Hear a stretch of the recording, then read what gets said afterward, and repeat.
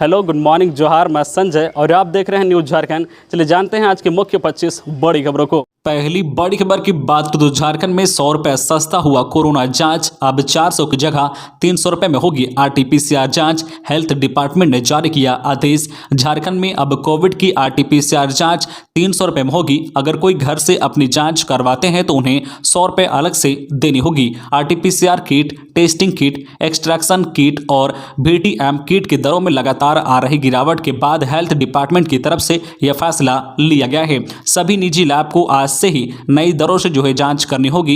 इसमें जांच के अलावा अलग से एक पीपीई किट का शुल्क भी शामिल है। आरटीपीसीआर किट के साथ रैपिड एंटीजन टेस्ट की दर में भी कमी आई है।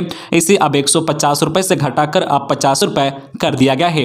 होम कलेक्शन के नाम पर प्राइवेट लैब वाले मनमाना चार्ज वसूल रहे थे। बड़ी खबर की बात तो जम्मू से भी कम रहा रांची का न्यूनतम तापमान। कांके का पारा 5 डिग्री से नीचे पहुंचा। 23 से बारिश के आसार। झारखंड में ठंड से लोगों को फिलहाल राहत नहीं मिलने वाली है। गुरुवार को रांची का न्यूनतम तापमान जम्मू से भी कम रहा। वहीं राजधानी रांची के कांके का पारा एक बार फिर 4.5 डिग्री सेल्सियस तक पहुंच गया है। मौसम में हो रहे बदलाव से जहां लोगों के स्वास्थ्य पर प्रभाव पड़ रहा है, वहीं खेतों में लगे फसल भी इससे प्रभावित हो रहे हैं। रांची और आसपास का मौसम एक बार फिर 22 जनवरी यानी कल से बदलने की प्रबल संभावना है। पश्चिमी विक्षोभ के कारण झारखंड के कई हिस्सों में 23 और 24 जनवरी को बारिश के साथ साथ ओलावृष्टि होने की संभावना व्यक्त की गई है। वहीं मौसम विभाग से मिली जानकारी के अनुसार 25 और 26 जनवरी को सुबह में धुंध व कोहरा छाए रहने की संभावना है। साथ ही शीतलहर चलने की प्रबल संभावना है। 26 जनवरी यानी गणतंत्र दिवस की सुबह धुंध व कोहरे के बीच ही झंडा फहराने की उम्मीद है। हालांकि धीरे धीरे मौसम साफ हो जाएगा। अगली बड़ी खबर की बात तो भाकपा माओवादियों का 27 जनवरी को बिहार झारखंड बंद का ऐलान। यह है मांग। भाकपा माओवादी के ईस्टर्न रीजनल ब्यूरो के प्रमुख प्रशांत बोस और उनकी पत्नी शीला मरांडी की गिरफ्तारी के विरोध में माओवादियों ने 27 जनवरी को बिहार झारखंड बंद का आह्वान किया है। वहीं भाकपा माओवादी के Bihar Jharkhand special area committee ने प्रेस विज्ञप्ति जारी कर 21 से 26 जनवरी तक प्रतिरोध दिवस मनाने का निर्णय लिया है। माओवादियों की मांग है कि ईस्टर्न रीजनल ब्यूरो कमेटी के सचिव और एक कोड के इनामी प्रशांत बोस और उनकी पत्नी शीला मरांडी को जल्द बेहतर स्वास्थ्य सेवा उपलब्ध कराई जाए। Bihar Jharkhand special area committee ने मांग की है कि प्रशांत बोस और शीला मरांडी को राजनीतिक बंदी का दर्जा दिया जाए। साथ ही दोनों माओवादी नेताओं की बिना शर्त रिहाई हो। अगली बड़ी खबर की बात करें तो जेपीएससी ने ऑनलाइन फॉर्म भरने की तारीख बदली। पहले 23 जनवरी से भरे जाने थे ऑनलाइन फॉर्म। झारखंड कर्मचारी चयन आयोग द्वारा आयोजित की जाने वाली डिप्लोमा स्तरीय प्रतियोगिता परीक्षा के लिए ऑनलाइन आवेदन अब 23 जनवरी से शुरू नहीं होगा। आयोग ने इस परीक्षा में शामिल होने के लिए आवेदन को लेकर तिथियों में बदलाव किया है। अब इस परीक्षा में शामिल होने के लिए ऑनलाइन निबंधन 7 फरवरी से 8 मार्च तक होगा। पहले ऑनलाइन आवेदन की तिथि 23 जनवरी से 22 फरवरी तक निर्धारित की गई थी। झारखंड कर्मचारी चयन आयोग द्वारा तिथियों के लिए बदलाव के तहत अब परीक्षा शुल्क का भुगतान किया गया है। झारखंड कर्मचारी चयन आयोग द्वारा तिथियों में किए गए बदलाव के तहत अब परीक्षा शुल्क का भुगतान 10 मार्च तक होगा। बता दें कि डिप्लोमा स्तरीय संयुक्त प्रतियोगिता परीक्षा के माध्यम से विभिन्न कार्य विभागों में 285 कनीय अभियंताओं की नियुक्ति होनी है। इनमें विद्युत, रासायनिक तथा यांत्रिकी कनीय अभियंता शामिल हैं। अगली बड़ी खबर की बात करें तो जमशेदपुर में गुरुवार को 1001 कोरोना मरीज हुए स्वस्थ, 474 मिले संक्रमित। जमशेदपुर में तीसरी लहर मौत का कहर बनकर आई है। हाल के दिनों में प्रतिदिन संक्रमितों की मौत हो रही है। गुरुवार को जमशेदपुर में भालूबासा में एक 9 साल के बच्चे सहित 5 लोगों की मौत हो गई है। इसमें 2 महिलाएं शामिल हैं। मृतकों में 3 टाटा मोटर्स अस्पताल में भर्ती थे, जबकि एक टीएमएच और एक मर्सी अस्पताल में भर्ती थे। बागबेड़ा की रहने वाली 23 वर्षीय युवती की मौत गुरुवार को मर्सी अस्पताल में हो गई है। उसे बीते दिनों संक्रमण की पुष्टि होने के बाद भर्ती कराया गया था। इस माह 20 दिनों में 47 लोगों की मौत हो चुकी है, जिसमें 3 बच्चे भी शामिल हैं। खबरों में आगे बढ़ने से पहले आपसे रिक्वेस्ट है कि अगर आप चैनल को सब्सक्राइब नहीं किए हैं तो प्लीज चैनल को सब्सक्राइब करके बेल आइकन प्रेस कर दें, जिससे आपको झारखंड की हर छोटी बड़ी खबर का अपडेट आप तक पहुंचता रहे। चलिए बढ़ते हैं खबरों की ओर। अगली बड़ी खबर की बात करें तो झारखंड में शराब की होगी होम डिलीवरी। छत्तीसगढ़ राज्य कॉरपोरेशन से समझौता, 2300 करोड़ राजस्व जुटाने की तैयारी। झारखंड में शराब की होम डिलीवरी होगी। राज्य सरकार के उत्पाद विभाग ने वित्त वर्ष 2022-23 के दौरान राजस्व की बढ़ोतरी की योजना पर काम शुरू किया है। इस योजना के तहत खुदरा दुकानों में शराब की बिक्री के साथ साथ होम डिलीवरी भी होगी। राज्य सरकार ने शराब के जरिए राजस्व में बढ़ोतरी के लिए छत्तीसगढ़ राज्य कॉरपोरेशन लिमिटेड के साथ एमओयू किया है। छत्तीसगढ़ सरकार की कंपनी को ही उत्पाद विभाग की नई नियमावली पर काम करने के टास्क के साथ साथ होम डिलीवरी शुरू कराने की भी जिम्मेदारी दी जाएगी। होम डिलीवरी के लिए अलग से ऐप भी डेवलप किया जाएगा। राज्य सरकार के उत्पाद विभाग ने वित्त वर्ष 2022-23 में 2300 करोड़ रुपए राजस्व वसूली का लक्ष्य रखा है। राज्य सरकार ने राजस्व घाटे को देखते हुए आईटी इंटरवेंशन की जरूरत महसूस की है। साथ ही शराब के अवैध कारोबार को रोकने के लिए भी नई नीति बनाई जाएगी। अगली बड़ी खबर की बात करें तो जेएमएम के पूर्व विधायक अमित महतो ने हेमंत सरकार को दिया अल्टीमेटम। जेपीएससी और जेएसएससी को भी निशाने पर लिया। कबियासी सुप्रीमो सुदेश महतो को हराने वाले सिल्ली के पूर्व विधायक अमित महतो ने खुद अपनी ही सरकार यानी हेमंत सरकार को अल्टीमेटम दिया है।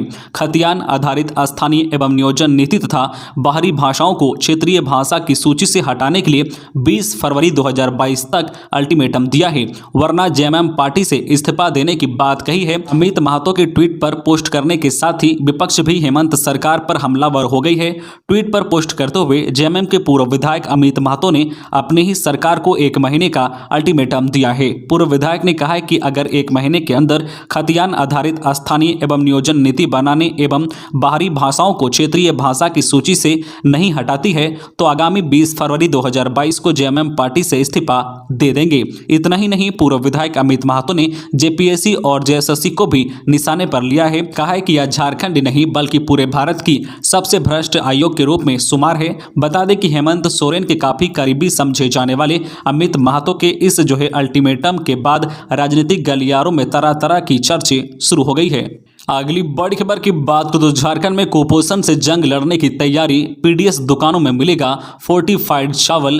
कुपोषण व एनीमिया को दूर करने के लिए केंद्र सरकार ने पायलट प्रोजेक्ट के तहत झारखंड समेत 15 राज्यों में पीडीएस दुकानों से फोर्टिफाइड चावल बांटने की योजना शुरू की है।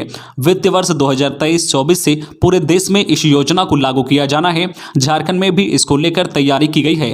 पहले चरण में कुपोषण से ज्यादा प्रभावित इलाकों में इसकी शुरुआत करने की योजना है। फिलहाल पायलट प्रोजेक्ट के तहत खाद्य आपूर्ति विभाग ने पूर्वी सिंहभूम के धाल बुमगढ़ और चाकुलिया प्रखंड की पीडीएस दुकान से फोर्टिफाइड चावल देने की शुरुआत की है। आपको बता दें कि फोर्टिफाइड राइस पोषण युक्त चावल होता है। इसमें विटामिन के साथ साथ आयरन और फोलिक एसिड जैसे पोषक तत्व पर्याप्त मात्रा में होते हैं। पोषक तत्व की भरपूर मात्रा होने से इसकी न्यूट्रिशन वैल्यू काफ़ी ज़्यादा होती है। फोर्टिफाइड राइस में आवश्यक पोषक तत्व विटामिन व खनिज की मात्रा को कृत्रिम तरीके से बढ़ाया जाता है। अगली बड़ी खबर की बात करें तो गुमला के डुमरी में सामूहिक दुष्कर्म के 6 आरोपी गिरफ्तार। कस्तूरबा गांधी विद्यालय की कक्षा 9वीं की छात्रा को बनाया था शिकार। गुमला जिले के डुमरी थाना क्षेत्र के कोकवाल इलाके में नाबालिग लड़की से हुए सामूहिक दुष्कर्म के मामले में पुलिस ने 6 आरोपियों को गिरफ्तार कर लिया है। गुरुवार को Chainpur circle inspector Anup B Kerketta ने बताया कि इस मामले में कार्रवाई करते हुए अमरदीप कुजूर, अनिल टोपो, अनमोल कुजूर, दीपक टोपो, प्रमोद बाड़ा, मसीह कुजूर को हिरासत में लिया गया था। पुलिस की पूछताछ में इन सभी ने अपना जुर्म स्वीकार कर लिया है। सभी आरोपियों को जेल भेजा जा रहा है। पीड़ित लड़की ने बुधवार को पुलिस के समक्ष घटना की जानकारी दी थी। इसमें बताया गया था कि 17 जनवरी को गांव के ही युवकों ने इस वारदात को अंजाम दिया गया था। पुलिस ने लड़की के बयान के आधार पर मामला दर्ज कर जांच शुरू कर दी। 24 घंटे के अंदर सभी आरोपियों को अलग अलग इलाकों में छापेमारी कर गिरफ्तार कर लिया है। अगली बड़ी खबर की बात करें तो दुमका में गुरुवार को कोरोना के रिकॉर्ड मरीज, एक दिन में सर्वाधिक 211 पॉजिटिव पाए गए। दुमका जिले में कोरोना ने एक बार फिर रफ्तार पकड़ ली है। तीसरी लहर में गुरुवार को एक दिन में जिले में सर्वाधिक 211 व्यक्ति कोरोना पॉजिटिव पाए गए हैं, जिनमें 12 से 17 आयु वर्ग के 13 बच्चे शामिल हैं। इसमें से आरटीपीसीआर जांच में 158, ट्रूनेट जांच में 21 और रैपिड एंटीजन टेस्ट में 32 व्यक्ति कोरोना पॉजिटिव पाए गए हैं। इससे पूर्व 14 जनवरी को जिले में 193 व्यक्ति कोरोना पॉजिटिव पाए गए थे। गुरुवार को सिकरीपाड़ा में 127, दुमका में 48, रानेश्वर में 23, गोपी कंदार व जरमुंडी में 4-4, मसालिया व सरैयाहाट में 2-2 व काठीकुंड में 1 व्यक्ति कोरोना संक्रमित पाया गया है, जबकि रामगढ़ में कोई भी कोरोना पॉजिटिव नहीं पाया गया है। अगली बड़ी खबर की बात करें तो 25 लाख रंगदारी नहीं देने पर जमीन कारोबारी के घर पर की थी फायरिंग, 5 गिरफ्तार। रांची पुलिस ने रातों के नयाटोली निवासी जमीन कारोबारी जीतू लिंडा के घर पर हुई फायरिंग के मामले का खुलासा कर लिया है। 25 लाख रुपए रंगदारी देने से इनकार करने पर अपराधियों ने उनके घर पर फायरिंग की थी। इस वारदात को अंजाम देने वाले 6 अपराधियों को पुलिस ने गिरफ्तार कर लिया है। गिरफ्तार अपराधियों में मधुकम के दीपक चौधरी, ठाकुरगांव के रोहित तिर्की के अलावा रातू थाना क्षेत्र के फैजान खान, सौरभ कुमार गुप्ता, नीरज मृधा और जो विजय गोप शामिल हैं। वहीं इस घटना में शामिल पंकज गोप समेत अन्य आरोपी फरार हैं। पुलिस ने घटना स्थल से जो फायर गोली का खोखा के अलावा स्कॉर्पियो भी बरामद किया है। पूछताछ में अपराधियों ने पुलिस के समक्ष अपना जुर्म स्वीकार किया है।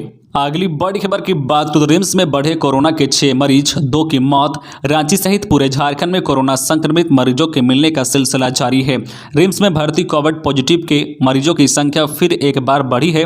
बुधवार को रिम्स में जहां कोविड पॉजिटिव के 73 मरीज भर्ती थे, वहीं गुरुवार को यह संख्या बढ़कर 79 हो गई है। दूसरी और 2 मरीजों की मौत हुई है। रिम्स के प्रवक्ता डॉक्टर DK सिन्हा ने गुरुवार को यह जानकारी दी है। उन्होंने बताया कि रिम्स में 79 कोविड पॉजिटिव के मरीजों का इलाज चल रहा है। इन मरीजों का इलाज dengue ward, paediatric ward, surgery, new trauma centre सहित अन्य जगहों पर चल रहा है। उन्होंने बताया कि रिम्स में गुरुवार को कोविड पॉजिटिव के 2 मरीजों की मौत हुई है। मरने वाले मरीजों में 40 वर्षीय सुखराम महतो और 65 वर्षीय वीरेंद्र सिंह शामिल हैं। उन्होंने बताया कि रिम्स में ब्लैक फंगस और पोस्ट जो है कोविड का एक भी मरीज भर्ती नहीं है। अगली बड़ी खबर की बात करें तो मुख्यमंत्री हेमंत सोरेन बोले, झारखंड को बनाना है फुटबॉल की नर्सरी। झारखंड सरकार प्रदेश को फुटबॉल खिलाड़ियों के लिए नर्सरी बनाने के लिए प्रतिबद्ध है। सरकार ने प्रदेश की छिपी हुई खेल प्रतिभा को एक मंच देने के उद्देश्य से सह योजना शुरू की है ताकि बेहतरीन खिलाड़ियों का चुनाव किया जा सके। मुख्यमंत्री हेमंत सोरेन ने अखिल भारतीय फुटबॉल महासंघ के अध्यक्ष प्रफुल्ल पटेल को लिखे पत्र में यह बात कही है। मुख्यमंत्री ने कहा है कि AFC महिला एशिया कप 2022 में भाग लेने के लिए मुझे मुख्य अतिथि के रूप में आमंत्रित करने के लिए AIFF परिवार को अपनी हार्दिक बधाई और धन्यवाद देना चाहता हूं। अगली बड़ी खबर की बात को तो देवघर में जमीन कब्जा करने वाला गिरोह धराया। पुलिस ने आश्रम में मारा छापा, 12 अपराधी गिरफ्तार, हथियार सहित कई जमीनों के कागजात जब्त। देवघर पुलिस को बड़ी सफलता मिली है। पुलिस ने एक साथ 12 अपराधियों को गिरफ्तार किया है। इनके पास से बड़े पैमाने पर हथियार बरामद किए गए हैं। छापेमारी की यह कार्रवाई बैद्यनाथ धाम के पास स्थित शिवगंगा तट के नजदीक जयमंगला आश्रम में हुई है।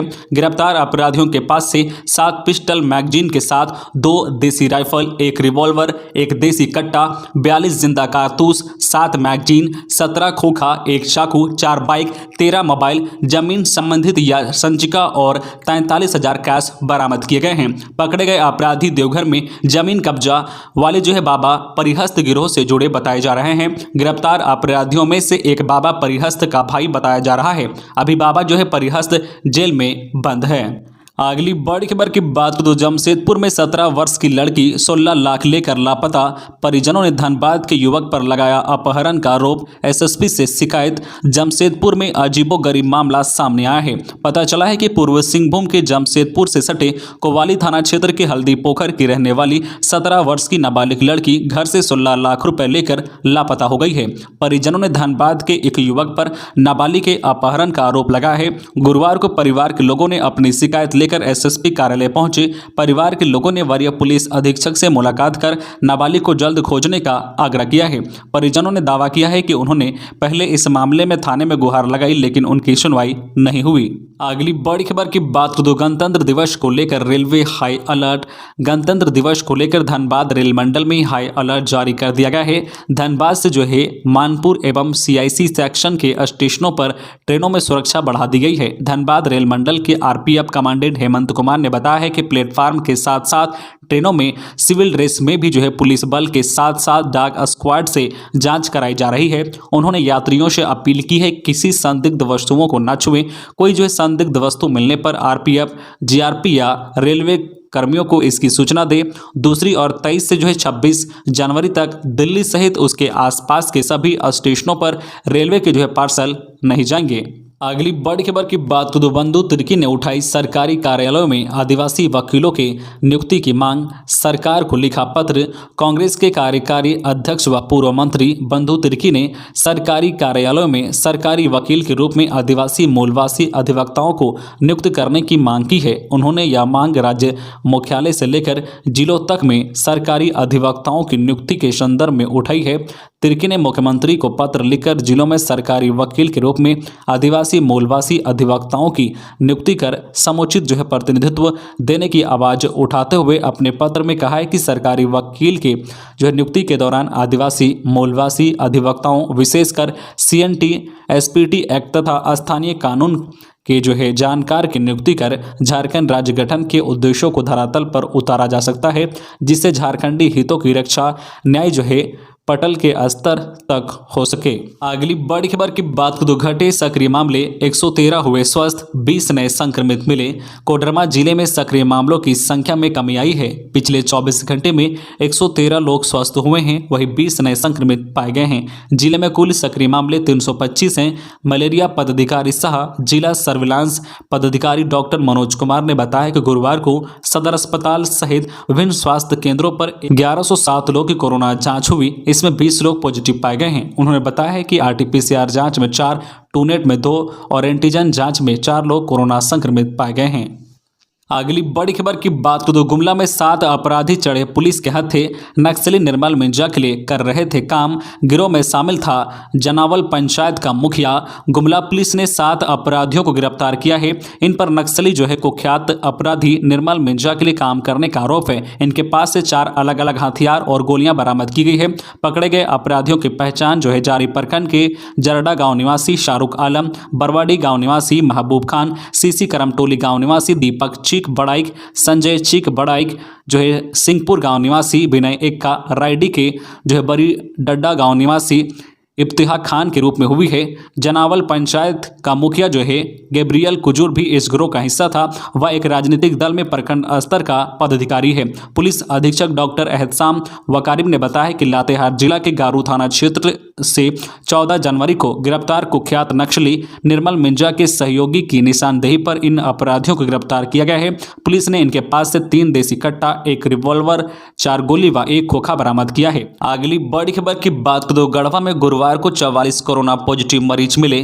गढ़वा में गुरुवार को 44 कोरोना वायरस पॉजिटिव मरीज मिले हैं, जबकि संक्रमित 60 लोग गुरुवार को ठीक हुए हैं। हालांकि गढ़वा जिले में कोरोना संक्रमण का फैलाव अब भी जारी है। लोगों को मास्क पहनने और सतर्क रहने की सलाह दी जा रही है। अगली बड़ी खबर की बात करें तो पलामू में अजब प्रेम की गजब कहानी। प्यार में पड़कर गर्भवती हुई युवती, शादी के लिए प्रेमी के पिता ने रखी शर्त, थाने पहुंचा विवाद। पलामू में अजब प्रेम की गजब कहानी सामने आई है। प्रेमी प्रेमिका के विवाह में दहेज बड़ा रोड़ा बन गया है। मामला तरहसी थाने के मंझोली पंचायत का बताया जा रहा है। इलाके के रहने वाली एक युवती का पड़ोस में रहने वाले युवक से लंबे समय से प्रेम संबंध चल रहा था। युवती विवाह से पहले ही गर्भवती हो गई है। उसने इसकी जानकारी युवक को दी। युवक के परिवार वालों को जब मामले का पता चला तो उन्होंने दोनों के विवाह के लिए दहेज की शर्त रख दी है।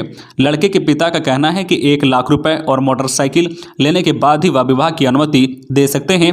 युवती के माता पिता नहीं हैं, वह इतनी बड़ी राशि की व्यवस्था करने में असमर्थ है, लिहाजा विवाह में बड़ा पेंच फंस गया है। तो ये थी आज की झारखंड की टॉप बड़ी खबरें। इसी तरह झारखंड की हर छोटी बड़ी खबर देखने के लिए आप हमारे चैनल न्यूज झारखंड चैनल को सब्सक्राइब करके बेल आइकन प्रेस कर दीजिए, जिससे आपको झारखंड की हर छोटी बड़ी खबर का अपडेट आप तक पहुंचता रहे।